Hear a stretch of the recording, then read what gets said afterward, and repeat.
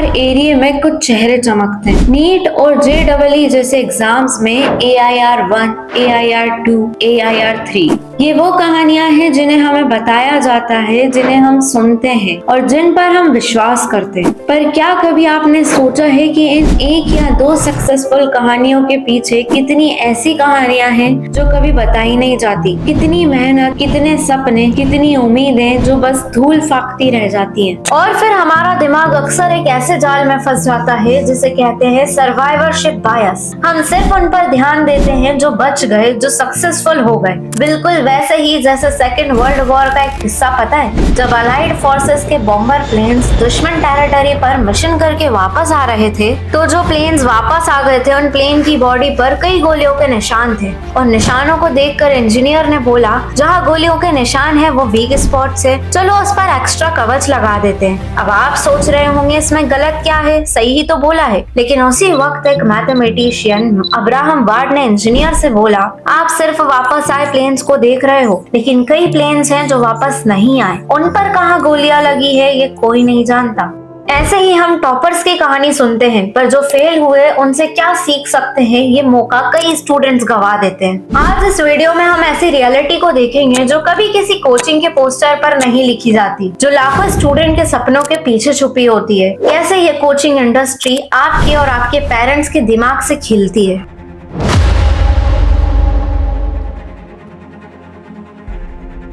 और फिर आता है कंफर्मेशन बायस, जिसमें हम वही देखना चाहते हैं जो हमारी थॉट्स को सच साबित करे। अगर हमें लगता है कि दिन रात पढ़ने से ही सक्सेस मिलती है, तो हम सिर्फ उन टॉपर्स की कहानी पढ़ेंगे जिन्होंने दिन रात पढ़ाई की, उन हजारों बच्चों को भूल जाएंगे जिन्होंने उतनी ही मेहनत की पर सक्सेस नहीं हुए।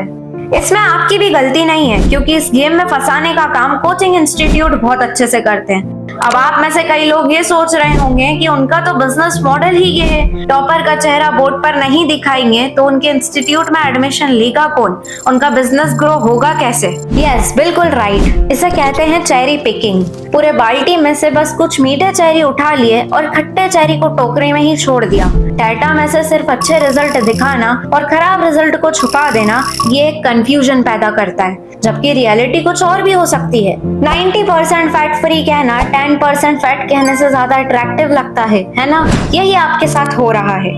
अब ये डाटा देखिए, आपको सब क्लियर हो जाएगा। NCRB के अकॉर्डिंग पिछले 10 साल में स्टूडेंट सुसाइड 65% बढ़ गए हैं। 2013 में ये नंबर 8,423 था, जो 2023 तक पहुंचते पहुंचते 13,892 हो गया। इसमें 44% कोचिंग एस्पिरेंट्स थे, जो एकेडमिक स्ट्रेस और कोचिंग में मार्क्स की बेसिस पर अलग बैचेस में बंटने से डर रहे थे। ये मैं नहीं कह रही हूँ, ये डाटा कह रहा है। क्यों कोचिंग इंडस्ट्रीज अब स्टूडेंट को लर्नर के बजाय एज अ कस्टमर समझने लगे हैं? इसे समझने के लिए हमें थोड़ा पीछे जाना पड़ेगा। 1960 के टाइम स्टूडेंट को क्लाइंट समझा जाता था, नॉलेज गेन करने वाला समझते थे। लेकिन 1990 के टाइम जब इंडिया में इकोनॉमिक रिफॉर्म्स आए, तब न्यू लिबरल आइडियाज ने एजुकेशन को एक कमोडिटी बनाना शुरू कर दिया। बिल्कुल वैसे ही जैसे कोई प्रोडक्ट जिसके लिए पैसा देना पड़ता है और रिटर्न्स एक्सपेक्ट करना होता है। अब आते आते सन 2000 में यूनिवर्सिटीज ने स्टूडेंट को compete करने के लिए फी पेयर मान लिया और इंडिया में कोचिंग इंडस्ट्री ने ये पैटर्न पूरा कॉपी कर लिया, जिससे आज के टाइम में कोचिंग इंडस्ट्री 1000 करोड़ का मार्केट बन चुकी है। ये मैं खुद नहीं बता रही हूँ, ये ग्लोबल स्टडीज बता रही हैं। आज के टाइम में कोचिंग इंस्टीट्यूट स्टार्टअप जैसे ऑपरेट करते हैं और ब्रांड बनाते हैं, और ऐसे ही चमक धमक के कारण कोचिंग इंडस्ट्री आज 58,000 करोड़ रुपए से भी बड़ी हो चुकी है और 2033 तक तो ये लगभग 3 गुना होने वाली है। ऐसा मैं नहीं कह रही हूँ, ऐसा कुछ एक्सपर्ट्स कह रहे हैं। और इन रेवेन्यू का मेन सोर्स होता है फीस, जो आपसे ली जाती है 50,000 से लेकर 5 लाख पर ईयर तक, और इसके साथ test series, special batches, crash courses भी मिलते हैं। और मार्केटिंग होती है बिल्कुल कस्टमर जैसी, free demo classes, guaranteed rank और मिसलीडिंग एड्स।